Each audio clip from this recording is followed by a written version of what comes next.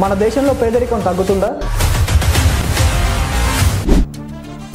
అభివృద్ధి చెందిన దేశాల జాబితాలో భారతదేశం ఉండనుందా?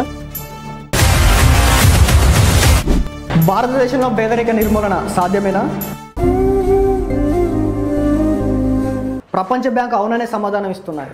2011-12 నుండి 2022-23 వరకు మన దేశంలో తీవ్ర పేదరికం తగ్గిందని ప్రపంచ బ్యాంక్ ఒక నివేదికనిచ్చింది. ఈ నివేదికను కేంద్ర ప్రభుత్వం ఒక ప్రకటన చేసింది. 2011-12లో తీవ్ర పేదరికం ఉందని, నేడు ఈ పరిస్థితి చాలా తగ్గిందని కేంద్ర ప్రభుత్వం ప్రకటనలో తెలిపింది. 2011-12లో తీవ్ర పేదరికం 27.1% నుండి 2022-23లో 5.3% భారీగా తగ్గింది. ఈ క్రమంలో 2011-12లో 34.4 కోట్ల తీవ్ర పేదరికంలో కొట్టుమిట్టాడుతుంటే నేడు 7.5 కోట్ల మంది మాత్రమే తీవ్ర పేదరికంలో కొట్టుమిట్లాడుతున్నట్టు ఈ నివేదిక చెబుతుంది. అయితే 2011 నుండి 2023 వరకు దాదాపుగా 11 సంవత్సరాల సుదీర్ఘ కాలంలో 26.9 కోట్ల మంది ఈ తీవ్ర పేదరికం నుండి బయటపడ్డారని చెబుతుంది. అత్యధికంగా పేదరికంలో ఉన్నటువంటి రాష్ట్రాలను చూసుకున్నట్లయితే ఉత్తరప్రదేశ్, మహారాష్ట్ర, బీహార్, వెస్ట్ బెంగాల్, మధ్యప్రదేశ్ ఈ రాష్ట్రాలలో తీవ్ర పేదరికం ఉంది. అత్యధికంగా పేదరికం నుండి బయటపడ్డ రాష్ట్రాలు కూడా ఈ రాష్ట్రాలే. 2/3 వంతు పేదరికం అత్యధికంగా ఈ రాష్ట్రాల నుండే తగ్గింది. అయితే పట్టణాలతో పాటు గ్రామాలలో కూడా ఈ పేదరికం సమానంగా తగ్గుతూ వచ్చింది.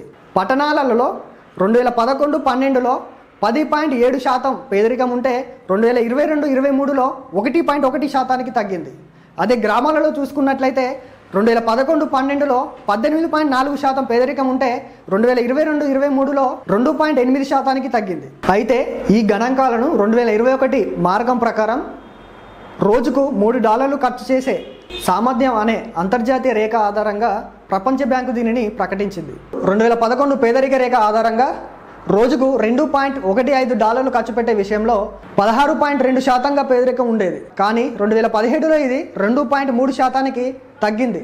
2011తో పోలిస్తే ఇది చాలా తక్కువ.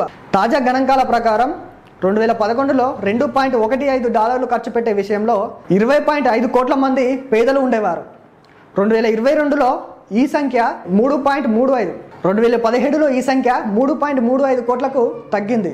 బహుముఖీయ పేదరికం దేశంలో గణనీయంగా పురోగతి సాధించింది. 2005-6లో 53.4%గా ఉన్న ఈ సూచి 2022-23లో 15.5%కి తగ్గింది. బీజేపీ 11 ఏళ్ల సుదీర్ఘ పాలన వల్లే ఇది సాధ్యమైందని మోడీ అన్నారు.